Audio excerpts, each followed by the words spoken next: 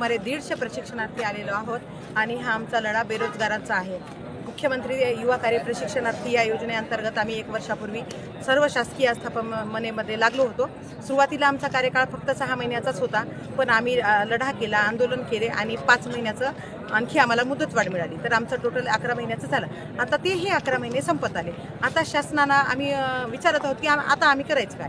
आता शासन काय करते, 11 महिन्याचं एक प्रमाणपत्र देत आहे, पण त्या प्रमाणपत्राच्या खाली अशी एक नोट लिहिली आहे की ह्या प्रमाणपत्राचा उपयोग कुठेही शासकीय आस्थापनेमध्ये प्राधान्यक्रम देण्यासाठी होणार नाही। मग आम्ही त्या प्रमाणपत्राचं करायचं काय साहेब? म्हणजे निवडणुकीच्या वेळेस जे आश्वासन दिले होते तर शासनाने तुमची फसवणूक केली का असं वाटतं? नक्कीच सर, शासनाने आमची फसवणूक केली। आणि तुमच्या प्रमुख मागण्या काय आहे या आंदोलनाच्या माध्यमातून? निवडणुकीच्या पूर्वी शासनाने खूप साऱ्या योजना जाहीर केल्या, त्यामध्येच आमची ही योजना होती। त्यावेळेला भाषणामध्ये आमचे तत्कालीन मुख्यमंत्री सांगत होते की देशातलं पहिलं राज्य आहे बेरोजगारांना नोकरीचं प्रशिक्षण प्लस त्यामध्ये त्यांचं स्टायपेंड म्हणजे भत्ताही देणारं पहिलं राज्य आहे। आणि आता तेच शिंदे साहेब सध्या तरी या विषयावर काहीही बोलताना दिसत नाहीत। म्हणजे आमची नक्कीच फसवणूक झालेली आहे आणि आमच्या मागण्या काही जास्त नाहीत, फक्त 2 ते 3 मागण्या आहेत। आमचं जे विद्यावेतन आहे सर, आम्हाला 10,000 ते 5 महिने होते। आज माझं विद्यावेतन 5 महिन्याचं रखडलेलं आहे, तर मी त्या आस्थापनेमध्ये जाऊ कशी? मला जायला पैसे नाहीत, माझी परिस्थिती काय फार चांगली नाही। माझे मिस्टर साधारण मजुरी करतात, आमचं विद्यावेतन तत्काळ मिळावं। आणि आमच्या रोजगाराचं काय सर? 11 महिने तुम्ही तर चुनावी जुमलाच खेळला की 11 महिन्याचं आम्हाला दिलं आणि तुम्ही 5 वर्षासाठी परमनंट झालात, पण आमच्या रोजगाराचं काय साहेब? आम्हाला रोजगार द्यावा। आम्ही काय परमनंट करा म्हणत नाही, फक्त आम्हाला त्या आस्थापनेतून काढून घरी बसू नका।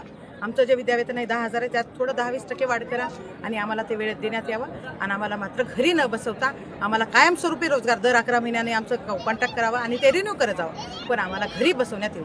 शासनानं तुमच्या मागण्या आंदोलन करूनही पूर्ण केल्या नाही, तर पुढील तुमचा पवित्रा काय राहील? हे बघा, आतापर्यंत सुमारे 7 ते 8 महिन्यात आमचे 10 ते 12 आंदोलनं झालेत सर। ही उपोषणं झालं, आंदोलनं झाले, बरंच काही झालं। तर आज आम्ही आता इथं बसलेलो आहोत। महाराष्ट्राच्या 36 जिल्ह्यातून म्हणजे महाराष्ट्राच्या कानाकोपऱ्यातून हजारो प्रशिक्षणार्थी येथे दाखल झालेले आहेत आणि आम्ही हा लढा अतिशय तीव्र करणार आहोत। आमचं शेवटचं आंदोलन आहे, जोपर्यंत GR निघत नाही तोपर्यंत आम्ही इथून निघणारच नाही, असा निर्णायक आणि लढाऊ पवित्रा आमच्या सर्व प्रशिक्षणार्थ्यांनी घेतलेला आहे। त्यामुळे आता GR द्यावंच लागेल शासनाला, नाही तर आता मिनी मंत्रालय जे म्हणतात की नाही, नगरपालिका, नगरपंचायत आणि जिल्हा परिषदेच्या निवडणुका लागलेल्याच आहेत। जर शासनाने आम्हाला आता ओळखलं नाही आम्ही कोण, ते आम्ही पुन्हा त्यांना लक्षात ठेवणार नाही की तुम्ही कोण, आम्हाला फसवणारे नेते, एवढंच आम्ही तुमची ओळख ठेवू। मुख्यमंत्री उपमुख्यमंत्री आपल्या प्रत्येक भाषणामध्ये लाडकी बहीण लाडका भाऊ असा उल्लेख करतात, मात्र मग लाडक्या बहीण आणि लाडक्या भावाच्या मागण्या जर पूर्ण केल्याच नाही तर तुमचा आक्रमक पवित्रा तुम्ही कशा स्वरूपात दाखवणार? आता सध्या तरी सर शांततेच्या स्वरूपातच आंदोलन चालू आहे। इथे उपोषणाला आमच्यातीलच 9 ते 10 प्रशिक्षणार्थी बसलेले आहेत उपोषणाला। 2-4 दिवस पाहू आमची दखल घेतात का। जर तरीही सरकारने दखल घेतली नाही तर आम्ही शेवटची भूमिका या होणाऱ्या स्थानिक स्वराज्य संस्थेच्या ज्या निवडणुका आहेत त्या निवडणुकावर आम्ही मतदान करणारच नाही, म्हणजे बहिष्कारच टाकू। आमची संख्या 1 लाखाच्या घरात आहे आणि आमच्या एका प्रशिक्षणार्थीच्या मागे कमीत कमी 10,000 मतदार, तर हे 1 लाख आणि ते 10 म्हणलं तर 10 लाख मतदान।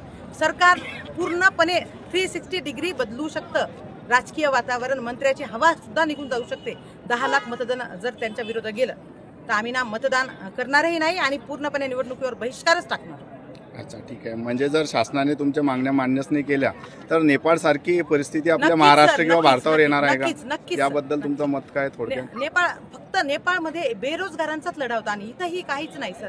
आता आम्ही शासकीय आस्थापनेमध्ये काम करतोय सर, तेथे परमनंट कर्मचारी 60,000 70,000 ते 1 लाखामध्ये त्यांना पगार आहे आणि आम्ही केवळ 10,000 रुपयावर त्यांच्याच दृष्टीनं त्यांच्यापेक्षा किंबहुना जास्त काम चांगलं करतो, कारण ते वयस्कर झालेत, 55, 56, 60च्या जवळ गेलेले आणि आम्ही तरुण आहोत सर, 25, 26, 27च्या मधले, तर आम्ही आजही त्यांच्यापेक्षा चांगलं काम करतोय।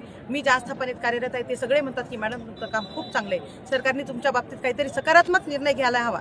म्हणजे जे परमनंट कर्मचारी आमच्या बाबतीत म्हणत आहेत की त्यांचा दर्जा आम्हाला देत आहेत, म्हणजे नक्कीच ते खोटं तर बोलत नाही सर। हाडाचे शिक्षक आहेत, मी शाळेत आहे, मुलं आम्ही जर क्लासमध्ये गेलं नाही तर ओढत नेतात, मॅडम तुम्ही चला। त्यांना वाटतं की ह्या मॅडम नवीन काहीतरी शिकवतील, नवीन काहीतरी सांगतील, त्यामुळे ठीक आहे। तुमच्या आंदोलनाला यश येवो। तर जे आंदोलन चालू आहे यामधील हे प्रशिक्षणार्थी वर्ग आहे, मागण्यांसाठी शासनाकडे आक्रोश करीत आहे, तर शासन यांच्या मागण्यांची दखल घेईल का, याकडे आता महाराष्ट्रासह संपूर्ण देशभरातील युवक व बेरोजगारांचे लक्ष वेधले आहे। माझे नाव रघुनाथ जगन्नाथ गारमुडे, लासुरा, माझं गाव असून खेडेगावातली राहिली।